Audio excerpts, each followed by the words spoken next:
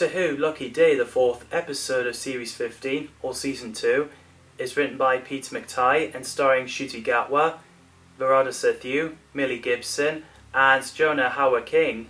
This is the Doctor Light episode of the season. Russell T Davies wished to include an episode discussing the spread of toxic online hatred and contacted Pete McTighe to write the script. They both had their first conversation over FaceTime, and a second meeting took place on Zoom.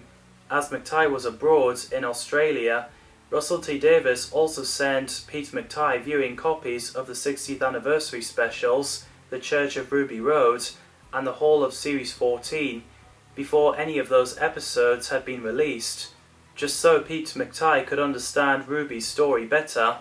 Pete McTighe has already wrote Kablam and Praxeus during Chris Chibnall's run as a showrunner, as well as the 13th Doctor, Jodie Whittaker's era. He also wrote small clips for the classic era, the collection. It's happening again. They're not selling flowers. Oh no. And 2 Tales of the TARDIS episodes, The Mind Robber and The Curse of Fenric. We made a great team. We were wicked. McTighe said that he wanted to take the opportunity to explore what happens to the companion after they leave the Doctor, feeling that it had infrequently been done in the show's past. He described the episode as a mix between action, romantic, comedy, and gothic horror.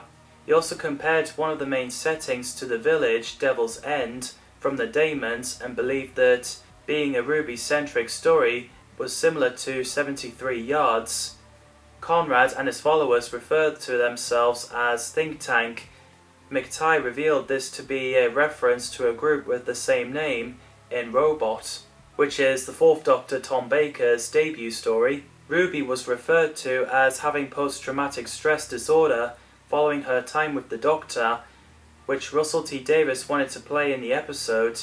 It was seen by a reviewer as a Black Door pilot for the spin-off, The War Between the Land and the Sea, allowing McTighe to explore Kate's character further, with her willingness to go too, for being something that McTighe said would have further repercussions beyond this episode, beyond the season, even beyond this show. This episode starts in New Year's Day 2007. The Doctor and Belinda meets an 8-year-old Conrad, as the character seems to be born around the same time as me. Conrad took the penny off the Doctor and ran. He told his mum. Then 2024, he sees the Doctor with Ruby, taking place just after the events of the Devil's Court. He took a picture of Ruby as she was stepping inside the TARDIS. After Conrad asked if anyone sees Ruby, in the present day she does a podcast with him. She's even been inside it, and I'm going to ask her to introduce herself. Hello everyone, my name is Ruby Sunday. Millie Gibson returns as Ruby Sunday, the main character of this episode, the first of her 3 appearances in Series 15, plus Joy to the World. I really love that character. She's definitely a brilliant companion, and she really has great chemistry with Ncuti Gatwa. After the podcast, Conrad asked Ruby out on a date. Carla makes a big deal out of it, as Ruby hasn't got a boyfriend for a while and settling back to a normal life after travelling with the Doctor.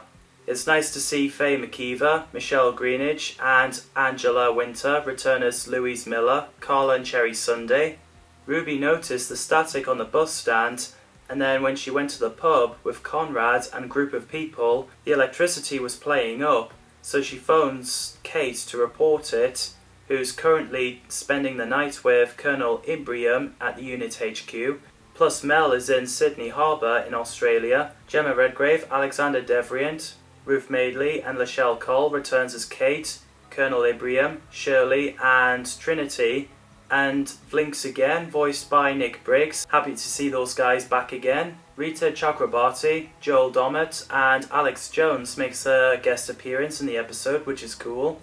As the creature was nearby, Conrad left and came back, claiming that he wanted to be brave, which Ruby did not approve. I think Peter Horde did a great job with the directing. Also, Kate kept the shriek in the cell.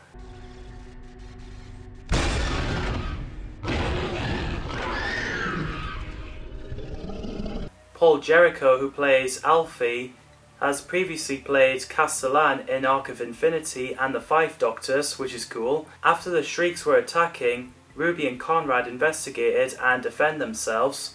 Kate and the unit arrived, but the aliens turned out to be fake. There's people wearing costumes, putting on live stream, and even better, Conrad planned the whole thing.